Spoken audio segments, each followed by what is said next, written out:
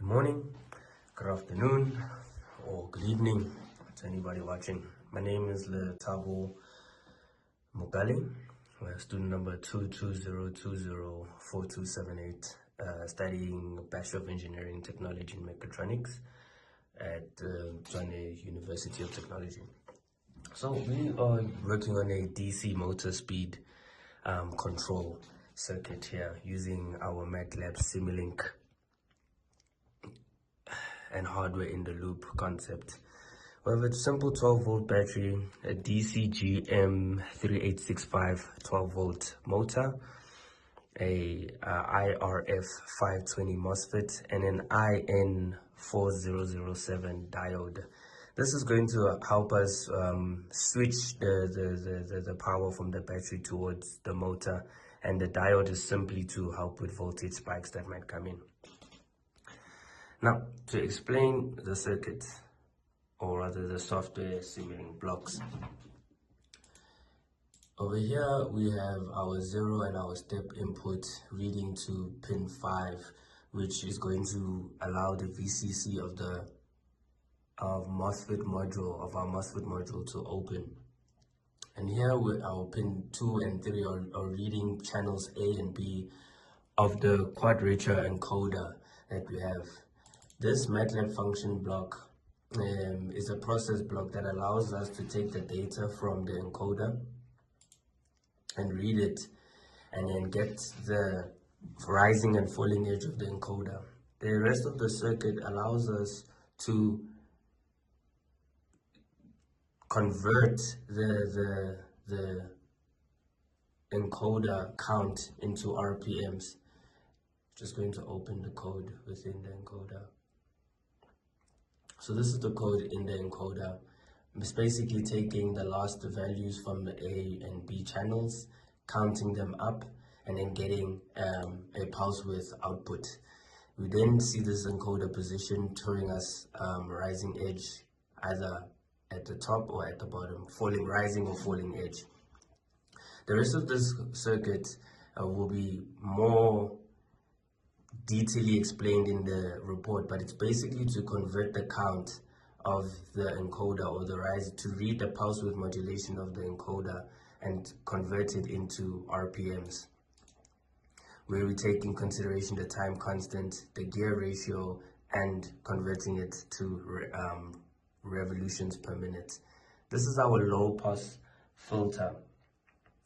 So the key reasons why the RPM measurements for a DC encoder get noisy, and how we can fix it, is by using filtering control strategies.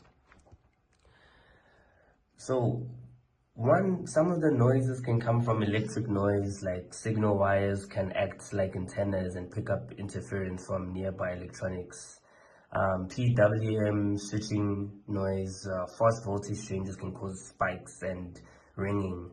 Mechanical issues, things like the shaft vibration, gear backlash,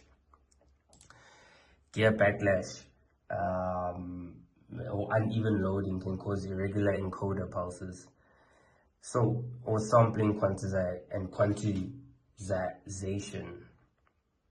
So to smooth out the noise, we use a low pass filter. This filter slowly changes through the actual speeds, but the blocks fast, noisy, and fluctuations. The results gives us a cleaner, more stable RPM signal that is easier to control and to interpret.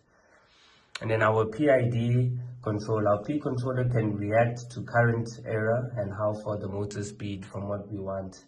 It makes quick adjustments but can't remove the steady state error. The PI controller, on the other hand, will add a little integral term, and it looks at the history of the error and corrects it over time. So now we started to monitor and tune the circuit, and the output will be here. We'll just give it 2 seconds.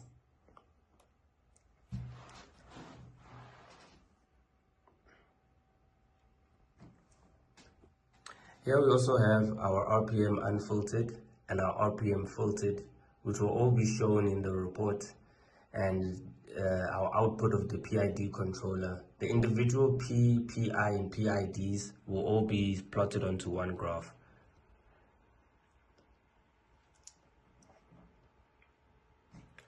So here I'm going to start the switching and you'll hear the motor start running. Yeah. So this is our unfiltered data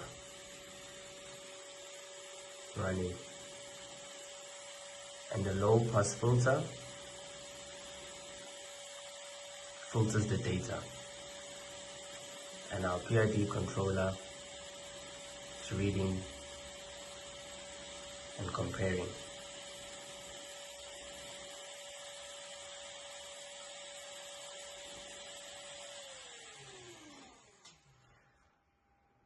So in short, noisy RPM readings can come from electrical interference, switching noise, mechanical effects, and how we sample the signal. A low-pass filter helps clean it up, and a PI controller keeps the motor running smoothly and accurately at the right speed. This is the output of all the plots.